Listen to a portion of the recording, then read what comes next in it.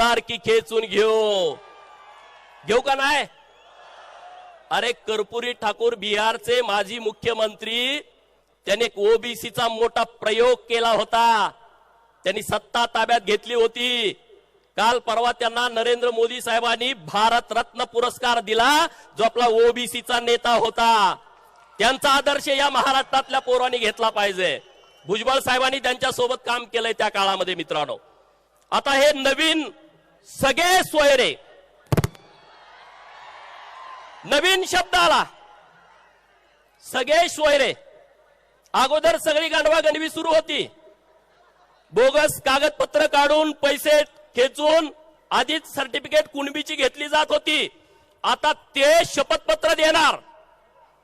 ज्यानं खोटं पहिला दाखला काढलाय खाडखोड करून, तो दुसऱ्याला शपथपत्र देणार की हा माझा पाहुणा आहे. मग तो शपथपत्रावरती पुन्हा कुणबी होणार, मग तो पुन्हा दाखला देणार. म्हणजे उंदराला मांजर साक्ष. बरोबर ना? उंदराला मांजर साक्ष. त्यात एक असा उल्लेख केला, सजातीय. अरे हे नुसतं ओबीसीच्या आरक्षणावरती हातोडा मारत नाहीत. संविधानाचा ढाचा जेसीबी लावून उद्ध्वस्त केला जातोय. सजातीय. अरे जातीचं निर्मूलन झालं पाहिजे, म्हणून आंतरजातीय विवाहाला संविधान प्रोत्साहन देतं. गावात आंतरजातीय विवाह झाल्यावर 50,000 रुपये अनुदान मिळतं का नाही? भांडी मिळते. कारण संविधानामध्ये आहे की जात मोडीत काढा, म्हणजे तुम्ही आंतरजातीय विवाह करा. हा जो मसुदा काढलाय ना, त्यामध्ये आंतरजातीय विवाहाच्या बाबतीत काहीच लिहिलं नाही. सगळे सोयरे हा गोलमाल विषय आहे. महाराष्ट्र सरकारनं सगळ्यात मोठी घोडचूक केली की ही अधिसूचना काढली आहे, मसुदा काढलाय. ही सगळ्यात मोठी घोडचूक आहे. आणि म्हणून तुम्ही या सगळ्या गोष्टीला विरोध केला पाहिजे. याच्यामध्ये स्पष्टता नाही आहे. याचा अगोदरच गैरवापर होत होता. आता तर चोरीनं प्रमाणपत्र काढणाऱ्या लोकांना सरकारनं अधिकृत करायचा प्रयत्न केला जातोय. आणि म्हणून या सगळ्या विषयावरती आपली भूमिका ठाम असायला पाहिजे. मित्रांनो, मी काय उदाहरण देणार आहे. आज राज्यामध्ये परवा स्टेटमेंट दिलं की मराठवाड्यातला सगळा मराठा हा मराठा राहणार नाही, तो कुणबी होणार. तुम्ही स्टेटमेंट बघितलं का टीव्ही वरती? मराठवाड्यातला सगळा मराठा राहणार नाही, तर तो कुणबी होणार. का? तर सगळे सोयरे हे नवीन अधिसूचना आल्या त्यानुसार. माझा सवाल सरकारला आहे, या महाराष्ट्रामध्ये रामोसी, बेरड आणि बेडर, मी नीट सांगतोय ते ऐका. या महाराष्ट्रामध्ये रामोसी, बेरड आणि बेडर हे एकमेकाचे नातेवाईक आहेत, एकमेकाचे रक्ताचे पाहुणे आहेत. पिढ्या यांची लग्न एकमेकांशी होतात. परंतु यामधला बेडर हा मागासवर्गीय आहे, त्याला एससीचा दाखला मिळतो. माझा सरकारला सवाल आहे, जर बेडरला एससीचा दाखला मिळतो आणि तो माझ्या रामोसी आणि बेरडचा रक्ताचा नातेवाईक आहे, तर तुम्ही त्याला एससीचा दाखला देणार का?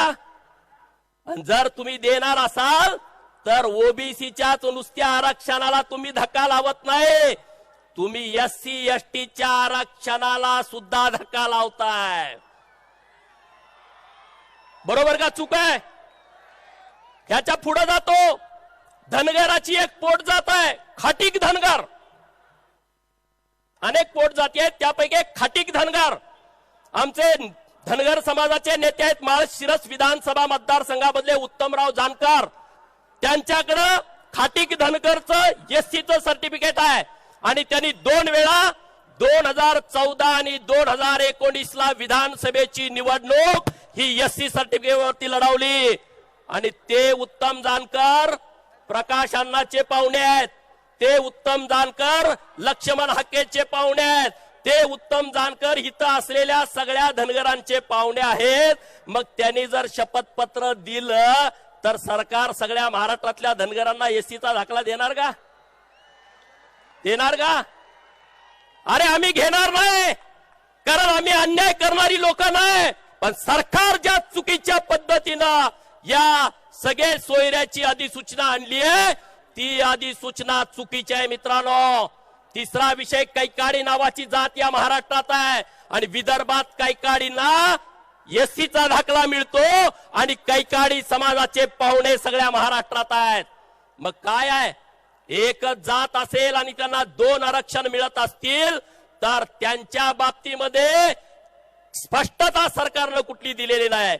असे अनेक विषय मित्रांनो आपल्या समोर मांडण्यासारखे आहेत. मागासवर्ग आयोगाची जबाबदारी काय आहे की कुठली जात आहे तिचा सर्वे करणं, तिचं मागासलेपद सिद्ध करणं, मागासवर्गीय जातींची यादी तयार करणं, हे काम कुणाचं आहे? मागासवर्ग आयोगाचं आहे. अरे महाराष्ट्रामध्ये मागासवर्ग जातीच्या यादीमध्ये मराठा समाजाचं नावच नाही आणि मग मागास नसलेला मराठा समाज मागास असलेल्या कुणबी समाजाचा सजातीय कसा असू शकतो? याचा अर्थ असा आहे की मराठा आणि कुणबी हे पूर्णपणे वेगळे वेगळे आहेत. त्यांना सगळे सोयरे आणि सजातीय हा विषयच लागू होत नाही. ही परिस्थिती आहे महाराष्ट्रातली आणि त्यामुळं तुम्ही आता जास्त आमची दिशाभूल करायच्या भानगडीत पडू नका. महाराष्ट्रातला ओबीसी आता ताकदीनं पेटून उठलाय. महाराष्ट्रातल्या ओबीसींच्या लक्षात आलाय की आता कशा पद्धतीनं आपण पुढे गेलं पाहिजे, आमचा गळा कसा घोटला जातोय आणि त्यामुळं इथून पुढच्या काळात तुमच्या पुढे पर्याय एकच आहे, निर्भीडपणे राहणे, संघटित होऊन राहणे, एकत्रितपणे राहणे, सगळ्या ओबीसींची एकजूट करणे. मराठा समाजाच्या आरक्षणाला आमचा विरोध नाहीये, परंतु ओबीसी आरक्षणाला धक्का तर लागलायच हो. ओबीसी आरक्षणाचा विषय संपला. माझ्या तालुक्यात 550 कुणबीच्या नोंदी सापडल्या.